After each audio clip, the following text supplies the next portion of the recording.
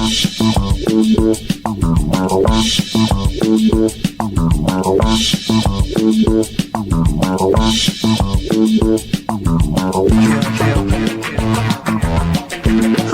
welcome to Inside the Moms Club, where being a mom is the coolest place to be.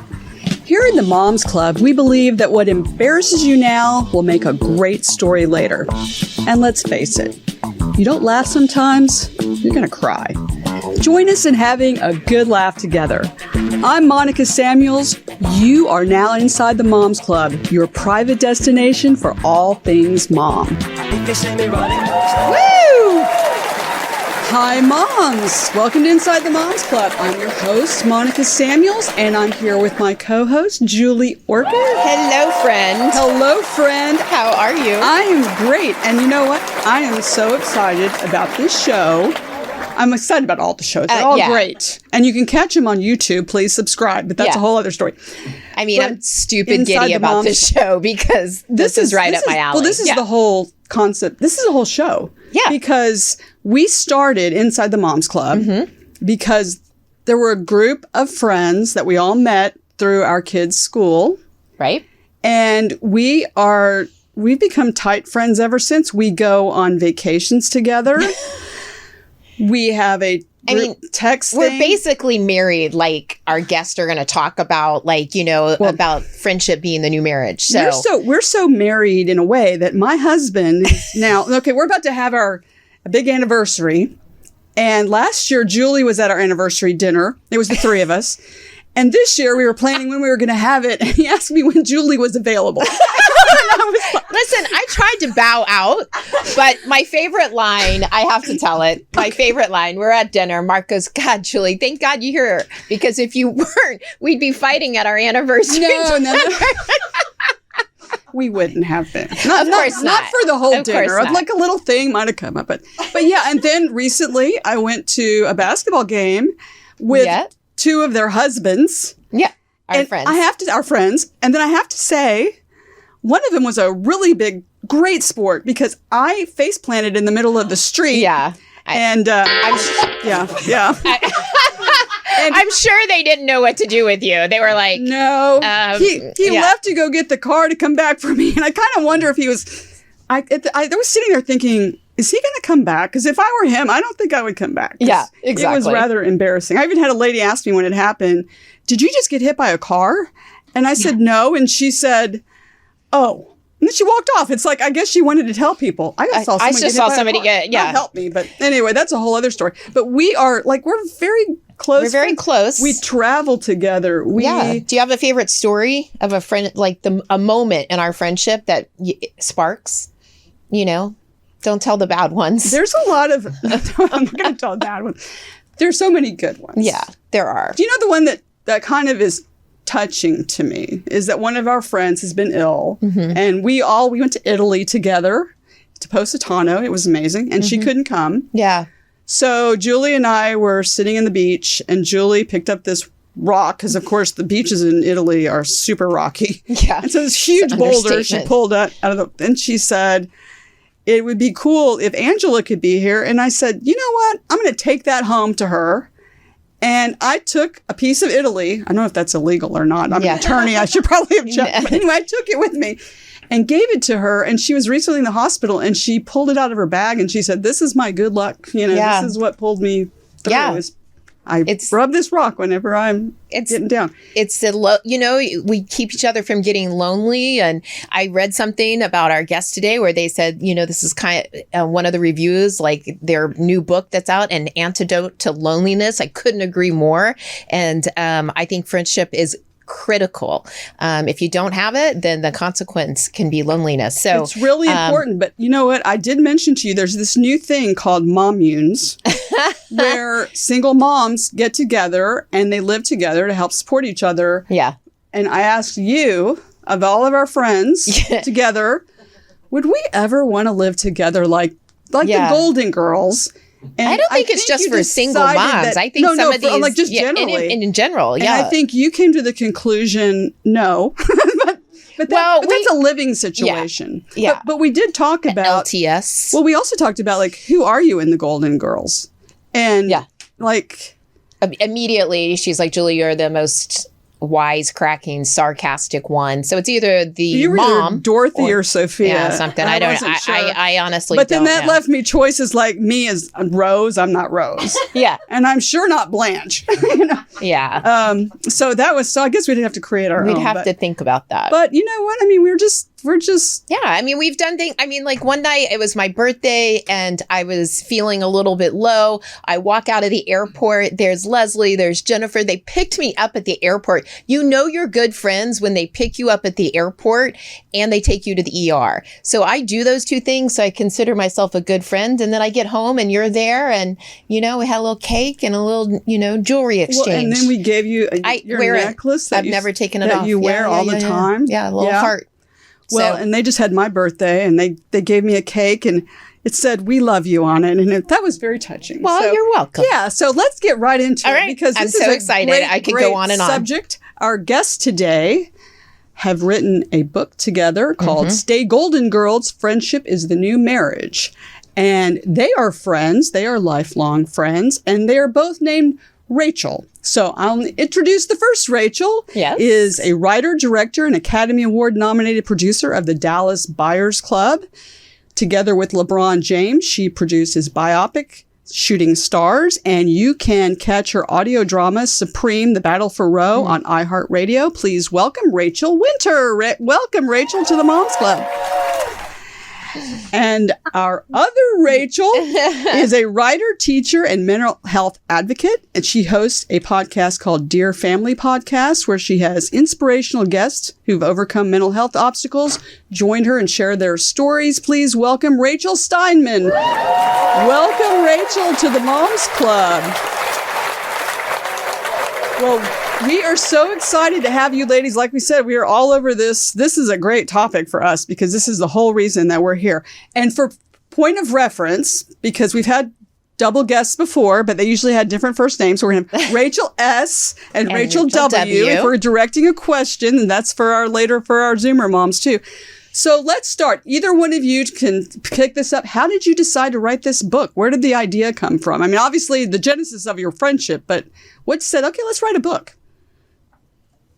Well, Rachel and I met in college, and through first jobs, marriages, kids, 30 years together, our relationship has grown to the point where it's more than just a friendship. We've really relied on each other, and we have a group of friends. And over the years, we've always kind of joked, you know, maybe one day we'll live together, or that kind of Golden Girls mentality. 3 of us married older guys, so you can kind of not me, but so we just have always kind of had those discussions, kind of joking around, like who would do what, similar to what you were saying. But really, this was more than that. And post-pandemic, we realized that we really relied on each other and found such kind of a need for just that connection. And that we realized that our significant others and our children weren't the only person that we needed to orbit our life around, and that we could have this kind of platonic romance and celebratory just relationship with our friends and celebrate love. And another mutual friend of ours, her name's Kim, she gave us this article about these 7 young Chinese women who pooled their resources together to buy a home, a rundown mansion, to rebuild it, to one day retire in. And they ended up using this home to come together and form this community and raise their kids in.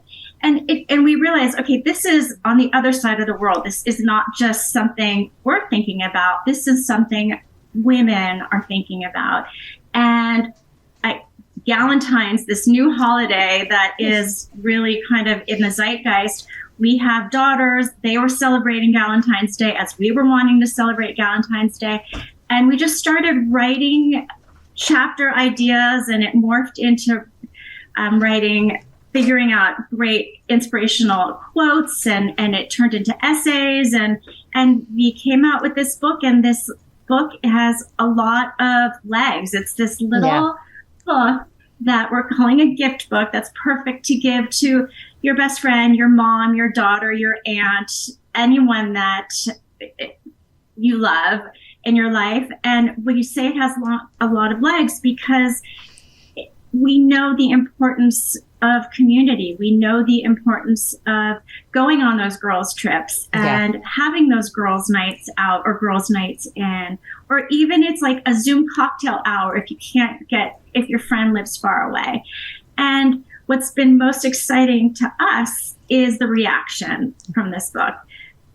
Whether it doesn't matter what generation, how old these women are that we're running into, we're hearing stories about groups of women that have nicknames for each other and nicknames for the groups. Yeah, nicknames for the groups and just how meaningful those friendships are.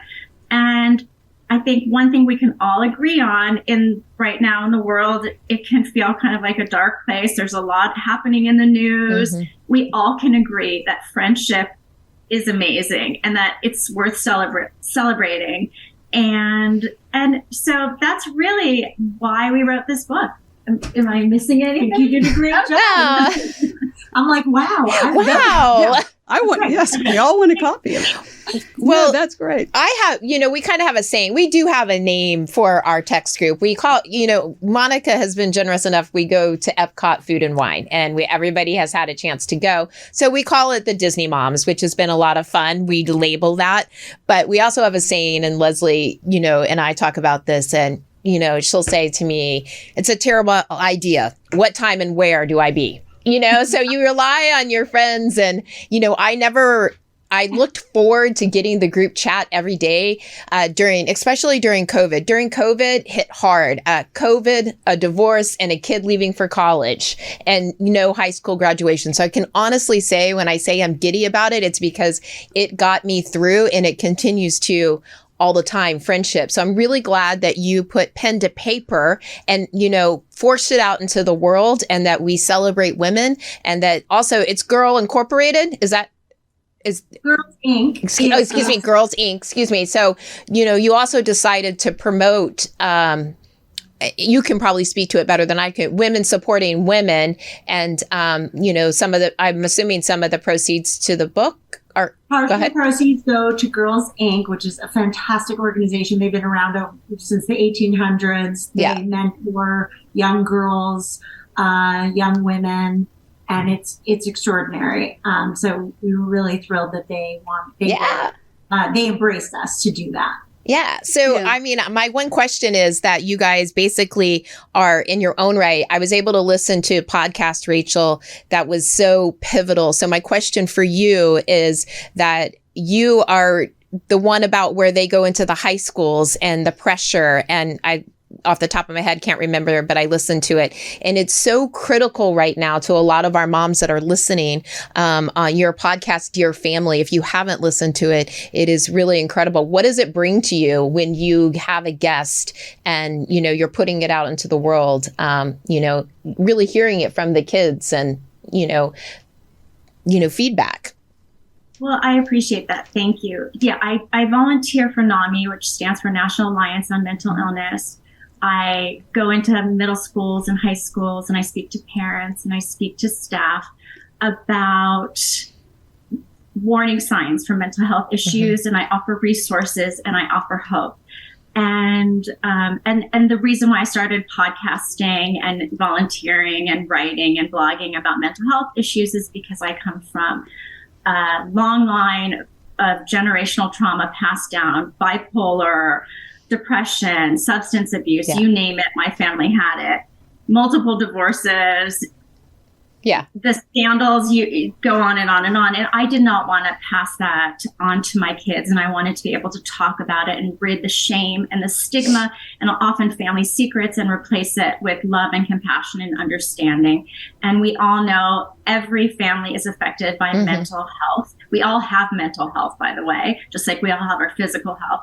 But where this ties in really well with friendship is that we are living in a time where it's an epidemic of loneliness. And whether it's young people that are just staring at screens all day and not interacting with friends, we're social creatures. We need to be with one another. We need to reach out to others. Just having conversations and connecting really is so helpful for our mental wellness. And so I love that I get to remind kids and students and parents and loved ones the importance of making those connections. Even when you're feeling a little bit down, the importance of kind of pushing yourself to get out there and have a coffee with a friend. Yeah.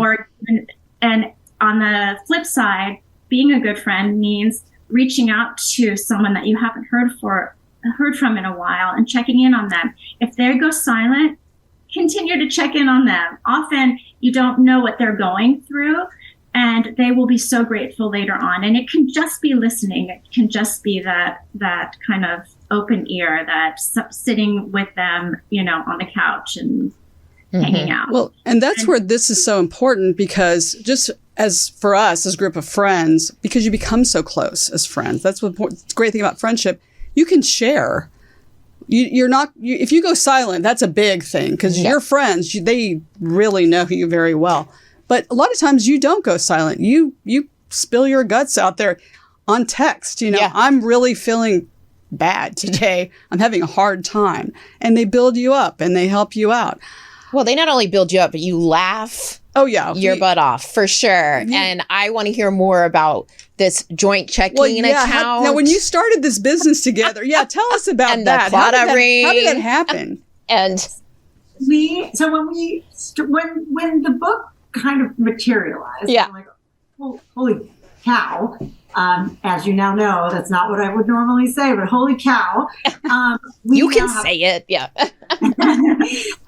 So, and the funny thing is, when women attempt to accomplish a goal, I find it becomes a challenge, because everyone's like, is it a hobby or is it a business? If I were a man, would you ask me that question? Heck no. And that's not what I would normally say. Yeah. Yep. And exactly. And then, B, it's like, okay, just watch us. And I've gotten very far in my own career. My husband says the same thing too. It's like, you tell me I can't do something. Just watch me can really propel a person forward. Yeah. So it was very important to us that we were going to see this through. We know how we feel about each other. We know how we feel about our group of friends that we met through, and certainly our other groups that we have in our lives that we're so blessed to have, or relationships with our mothers, etc. How to share that with the world. So then it became this series of like, okay, well, we're going to share it with the world, and we're going to manifest that money's not just going to keep going out, but it's also going to at some point. So we're going to open a checking account. And so we went over to the bank, and I mean, it was hilarious. It was like two people who just got off like another planet. Yeah. They're like, so you're not married, but you, and yeah. And, but it was really sweet. And then we have, we're wearing our claw ring. Oh, yeah. Find the camera. Yeah. So, it's a traditional Irish. Mm-hmm. It's also in the O. There you are. Yeah. Of golden. Yes. Oh, yeah. It's part of the theme of our book. And yeah, I mean, we get, so can you tell them what your husband said at Friendsgiving? Yeah. What did he say? Remind me. Okay. Her memory is kind of gone. So like now we're extra married. Yeah. Right hand, left hand. I get it. So at Friendsgiving, they have this incredible group of friends. Every year they get together for however many years they've been doing it, and they all go around. And you're not allowed to say, "Oh, I'm grateful for my children." Whatever. Right. You have to say something a little with more depth. And her husband, when it was his turn, he said, "I'm grateful that my wife just opened a checking account and exchanged rings with her best friend, and I'm not jealous." And I'm not jealous. I'm not jealous.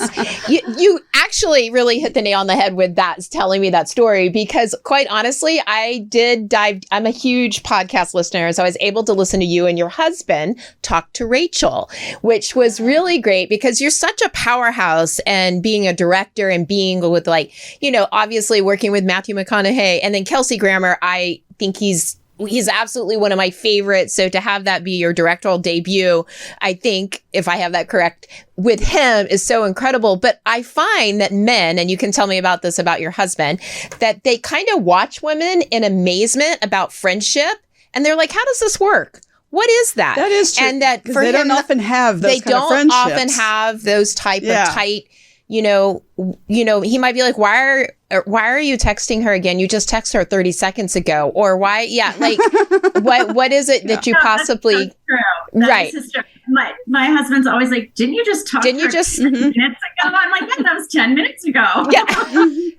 I have something else to say. So my question is, does your husband get jealous, or either one of your husbands? But I was able to get to know your husband, Terry Winter, a little bit on this podcast, which I found extremely fascinating, the whole story. But, so tell us about that. Like, what does he have to say about it? Because I'm interested. Women's friendships are kind of a threat. A good question.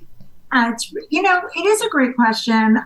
First of all, our husbands are really good friends, so that's super fun.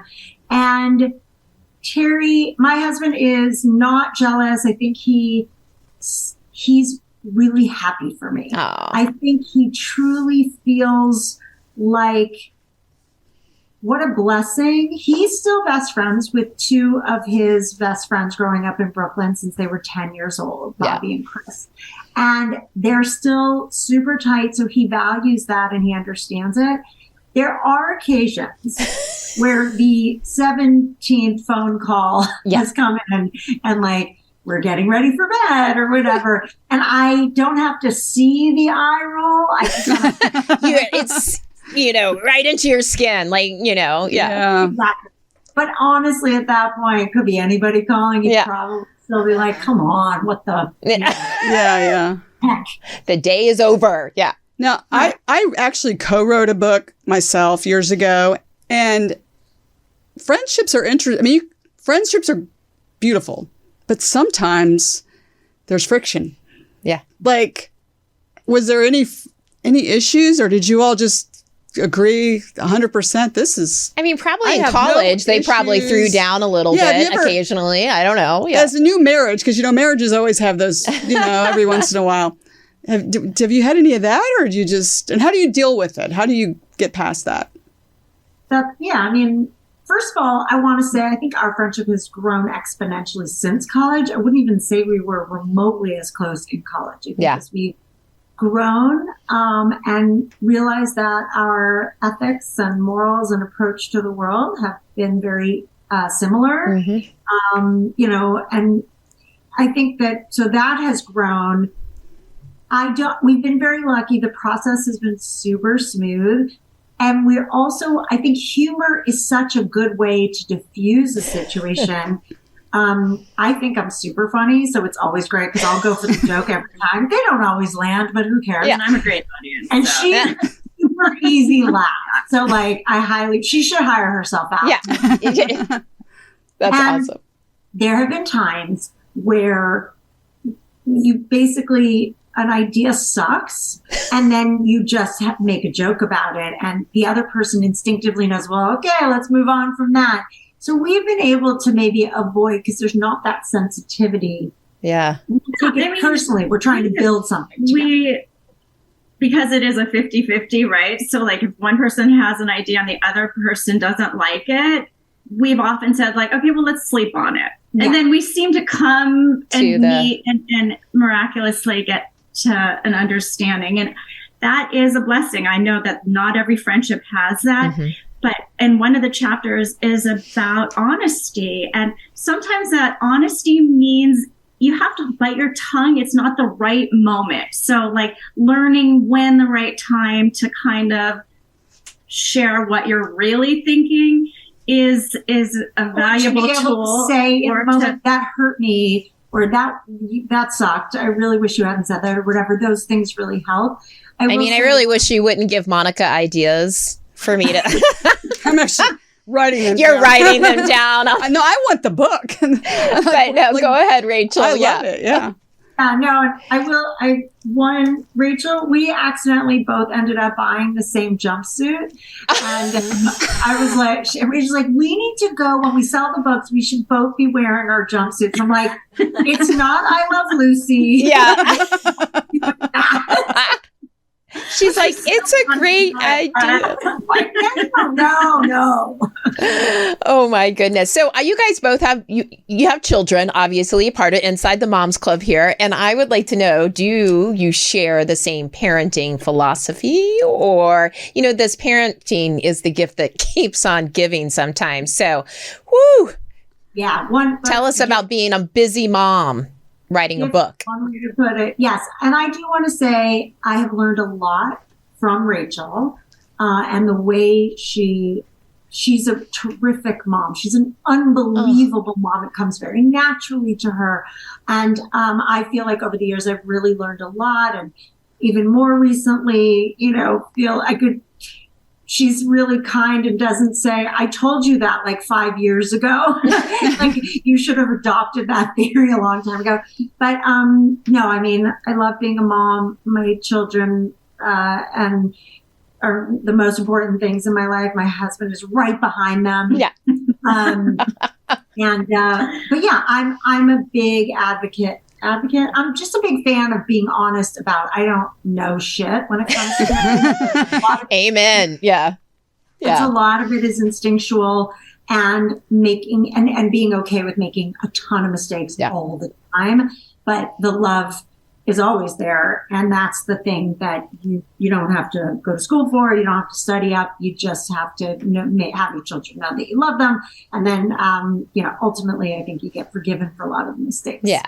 I'll say that. So I am a teacher. I taught kindergarten through 6th grade. I got my teaching credentials, my master's from UCLA.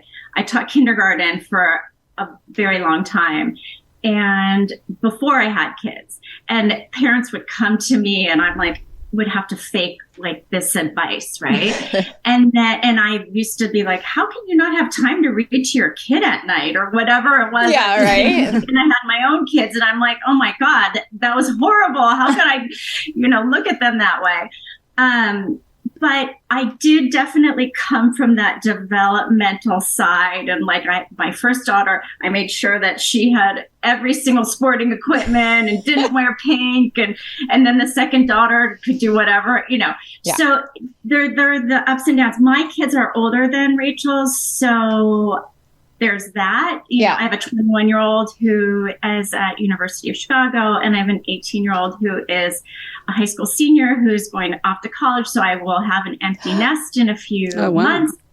And Rachel still has kids at home. Yeah.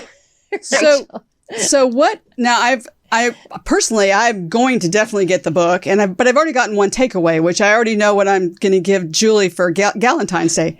She's going to get a beautiful ring if I have time. I told these ladies that, But what are some of the takeaways you want readers to get from reading your book?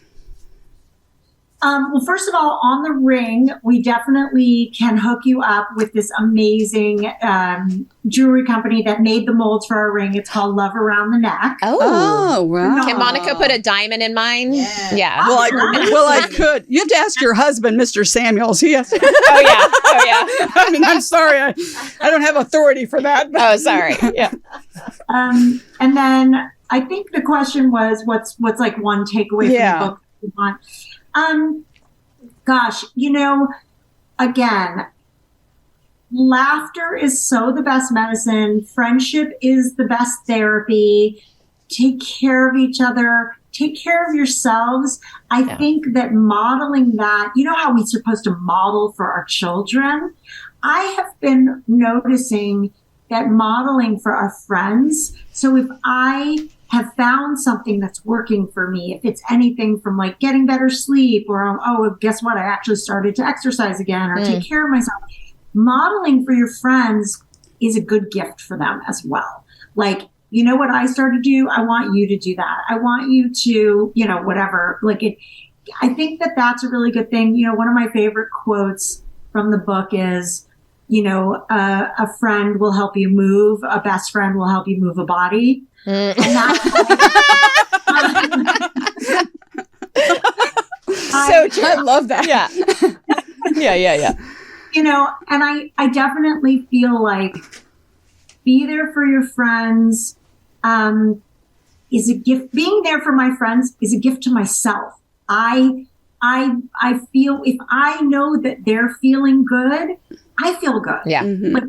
I want that for them. And I just feel like modeling behavior everywhere in life is just no longer reserved. Yeah. I mean, I know we have Zoomer moms, but you have a really, really good point, Rachel, because not only is it a gift to yourself, but I have 2 daughters, and a lot of times I need to control what comes out of my mouth. So me showing them that I have these relationships and these friendships, I'm like, they're watching and they're saying, look at the communities, this friendship that you guys have. And you guys have other friends I know who went to, I think, UC Santa Barbara with you that are part of this group. And they're watching and they think it's pretty, magnificent. So, yeah, anyway. absolutely. Well, and you mentioned we have some Zoomer moms who have some questions for you. So welcome, Zoomer moms. Welcome to the Moms Club. Janine, welcome to the Moms Club. Do you have a question for the Rachels? For the Rachels.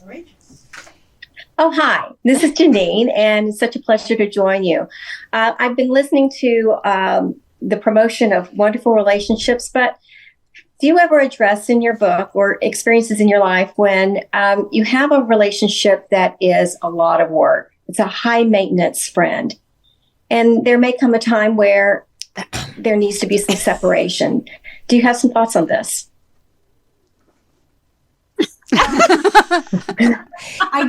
Rachel's calling you Rachel Winter high maintenance, I think. I don't know. And I'm taking notes myself.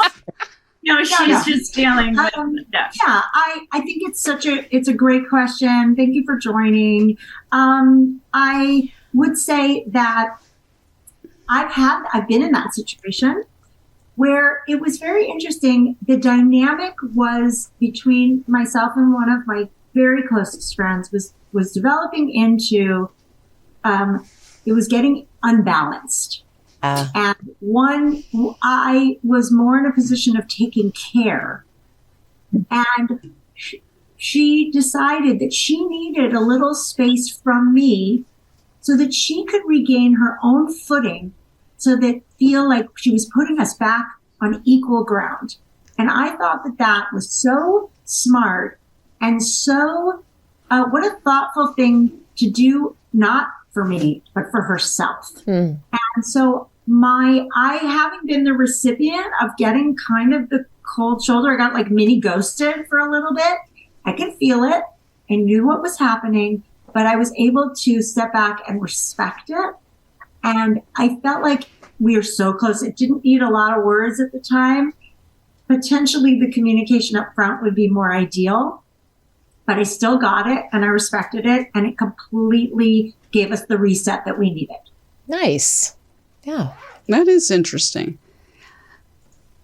And it's also, do you need a reset? Is that why you just looked at me? No. Yes. Yes. Like, what's happening Julie, right now? I'm going to, when you're ghosted, just remember. What Rachel said. Ask the other Rachel, because you're a mental health expert. Is that the best way to handle it? For both parties, is that the way you would handle that? Look, I am not a therapist. I so just so you know that. But she plays one on on TV. She plays. No, but our tagline is "Friendship is the new marriage." Yeah, friendships are relationships. They require work. It's not just a given to have a friend. You need to be a friend. And if someone is hurting your feelings, there needs to be communication. Sometimes there needs to be a separation. But yeah, I mean, obviously good communication in any relationship is going to make that relationship stronger and better. I mean, clarity is kindness. Yeah. I said clarity is kindness. Yeah. Sometimes it is. True. Dolores, do you have a question? A sort of a question. I have a good friend that for 40 years, we worked together for about 15 years. And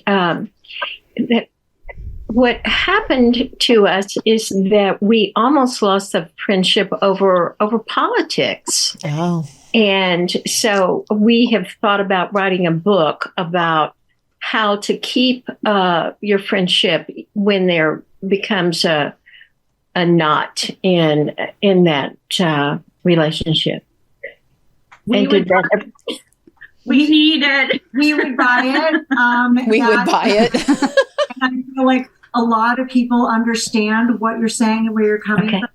I will say I was in a similar position, and unfortunately the friendship has not survived. But I will say, on the surface, it might seem like it had to do with politics, but it was because we ultimately stopped watering the flowers in our garden. When the foundation of the friendship becomes too weak, it will not support a seemingly like a growing apart in terms of ethics, morals, politics, or all those umbrellas that can sound very accusatory, like you're not the person that I thought you were, whatever. But it always comes from underneath. Under the surface are all those seeds. And those seeds can, just like Rachel was saying, if you don't water those seeds, they do die. Yeah. And they will not sustain in the face of hardship for the friendship. Yeah. Yeah. And that I have to learn the hard way. And I'll never get it. Yeah. Yeah. That would be a great book, though. That would be, especially these days. Yeah, certainly Dolores, please write it. To explore that subject. Well, as we said, our show started because of our friendships with each other and with some other moms. And two of them are here as Zoomer moms. So, Leslie, do you have a question? I do. I think it's really interesting. I mean, of course, you can't really explain your whole journey of your friendship, but obviously, at some point, you were not always, a lot of people stay friends because their kids are the same age. They're going through the same thing. They're kind of on the same path.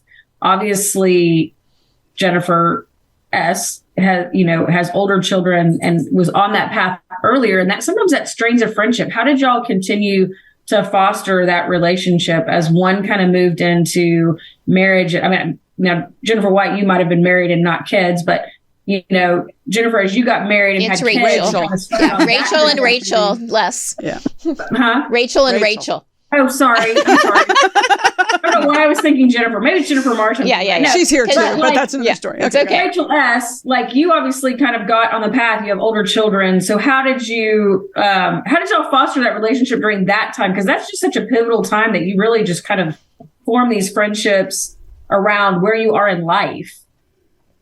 Good question. Honestly, I think we just continued to have fun together, respect one another, find commonality, turn to each other for advice. And I don't know, but it's true. We were on different timelines, It's true. Of course, there are the mommy friends that you meet. And that is a chapter about where you meet new friends. There's all different places and times to meet new friends. But and it's funny. Yeah. I think when you have a historical friendship, that's like an old friend, so to speak. And now we're very careful because we're getting old. Hey, watch it. None of it.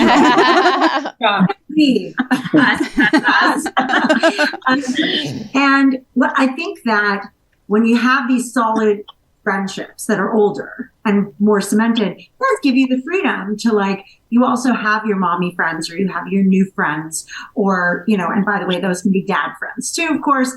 And I think that when you are very secure in the relationships that have been around for a long time, of course, like we just talked about, you got to keep nurturing them, but it gives you support to almost and then introduce new people into the relationship. Yeah. So then if I meet a new friend who was maybe more on the same time frame as where Rach was with her children, for example, they could become friends. And so, it sort of, we were really lucky. Yeah, you're spreading the love. But I see you, Rachel Winter, looking at Rachel Steinman going, Tell me what it's like to have empty nesting, sleeping late and not having. I can't. Tell me all about it. Yeah. Well, we also talked about spouses being jealous of the friendship. Sometimes you have multiple friend groups, and like if one of the moms or one of the friends seems to be spending more time with that other friend group. Like I know, they're kind of getting jealous of my pickleball club. I can already sense it. Oh, so jealous. Yeah. But I have to practice. So what are you going to do? Jealous, so. But I think it's a good idea to draw these, bring them in and introduce more people. So I think that's a great idea. Yeah. Well, another one of our friends is Jennifer, who's here. So Jennifer, do you have a question? I do. Yes. Proud member of the Disney Club, Moms Club. And, it's funny. We sort of, as women, you go through life, at least I did, playing a lot of teams, being on, organized get-togethers. And we're all so busy and we have so much structured time, and friendships kind of just bloom out of that. But then I also have my last child as a senior, class of 2024. Yeah. And, when you move, Monica's done a really good job. And, the Disney mom sort of came out of what do we do after we graduate? And there's no more structured time. We're not traveling for sports together. We're not sitting on the sidelines watching baseball. Like, what do you do to create structure in a relationship? So there's not, every time you get together, it's not like a big amount of work to organize everyone and get everyone on the same page and get everyone to the same place. And what's your advice about sort of creating a routine outside of a structure you don't control, or a structure that is no longer there once you're out of? So many things have combined, and I love that you brought that up. And like, being part of a group or part of a team, or like, my grandma used to meet with her friends and play bridge, or whether it was like going to the church or temple or whatever, and meeting with people. It's so important. So what we, like our group, we get together and celebrate birthdays, and we try to go away on girls' trips. Sometimes it's literally like just a girls' dinner, but the texts that go back and forth sustain us, and that's just so fun and silly. And we meet together for 2 hours, but the texts have like, where are we going to meet? Where are we going to go? Like that in of itself has probably surpassed the amount of time we've spent together. Keeping that connection together. Maybe it is planning the once a year, we're going to go to Palm Springs and make it an annual type of thing. And it's also about taking turns. I think everybody in a friend group, and we joke about this. So if we all live together, like who would do what? I think Monica said that at the beginning of this. Like who takes on which role? Right. Mm-hmm. But, maybe in that text chain, it can fall on different shoulders. Be like, okay, we're going to take turns setting a plan. And that way it kind of takes the pressure off one person. Yeah. Yes, everybody gets a break and just has to show up. So maybe it's also about the organizing where everybody shares the responsibility. One of our group members, we call her Julie McCoy, the cruise director. She's the cruise director, yeah. She really is, and she loves that. But I think when she's got too much going on, other people step in. Mm-hmm. So I think sometimes it's nice to share that and dole out the different responsibilities and making sure that the plans get executed. I think you're onto something, Rachel. You should do a movie and direct it about women friendships on a cruise ship and all the cattiness and the joy and the love that would come out of it. I think that we're onto something. A trip they took together. I think you two are texting on the girls' trip. Yeah. I'm wearing the jumpsuit on Friday. You can wear it on Sunday. So Rachel will make me wear it at the same time. Yeah. And then Rachel will be like, on Saturday, we wear it together. Uh-huh. Yeah. Well, no, this has been super fun. I mean, I've really enjoyed this show, and it's really gotten me thinking. Absolutely. Yeah. Especially about you just said. I'm sitting there thinking, who is who in our friendship if we were organized, and we were talking about this. So if we were doing something, Jennifer is the person you call if you want it organized. Like, she's definitely organized. You and I order out. If we decided to live in a big house together, we would have Leslie build it because she does. She's not going to build anything. Yeah, and that's my friend Denise. Yeah, that's your friend Denise. And what's my role? I mean, you called me Julie McCoy the other day. I mean, I don't. Or I also keep us out of trouble because I'm a lawyer. Yeah, so, she doesn't let me do anything. Yeah, like driving I in the close wrong my lane, eyes when she's driving. parking in bad spots. I mean, it all works out. So, but then you're more fun because you're like, hey, I'm gonna go. Monica's not that's a terrible idea. What time? That is where I got that from. Leslie and I, it's a terrible idea. What time do I show up? Yeah, we love that one. For that, and then we don't call Monica on those adventures. Yeah, that's right. Well, I have to. Anyway, I think we've determined that this book, every female should have a copy of it. Everyone should buy it. It's called Stay Golden Girls, Friendship is the New Marriage. And definitely go and get it. I know you can get it on Amazon. Where else can they find it? So it's on Amazon, it's on Etsy, and you can also go to our website. Oh. Yeah, and we're in a bunch of boutiques, which has been really fun to see it like in the real world. I know. Yeah, you guys need to hit up Austin. We have some boutiques there. We'd like to see it. Absolutely. Well, I'm definitely going to get a copy and a ring. Did you say Austin? Yes. It's at Hearth and Soul. Hearth and Soul. Oh, you're kidding. Hearth and Soul. We just so you know, we just did our first live show ever at Hearth and Soul. At Hearth and Soul. Yes. And so love Hearth and Soul. Absolutely. Well, now we know exactly where to get it. We'll be going to run right when we get back home. That's exactly where we're going to go get it. Beautiful. I love that. Thank you so much, Rachel and Rachel, for joining us. This has been tremendous. Hey, moms and all our new besties out there, we have an assignment for you. So we want you to invite 2 of your friends to follow Inside the Moms Club on Instagram, on our TikTok, and subscribe to our YouTube channel. So that's your assignment, ladies. And we're looking forward to expanding the friendship with all your new friends added to our great audience. I can't believe it's gone by so fast. It goes by really fast. Every single show goes by fast. Yeah. But we're going to be so fun. We had a great time. Thank you. Well, thank you for joining us. And moms out there listening, thank you for joining us. And remember the Moms Club motto. If you don't laugh sometimes, you're going to cry. So you don't want to cry. Laugh out there, ladies. And we'll see you next time inside the Moms Club.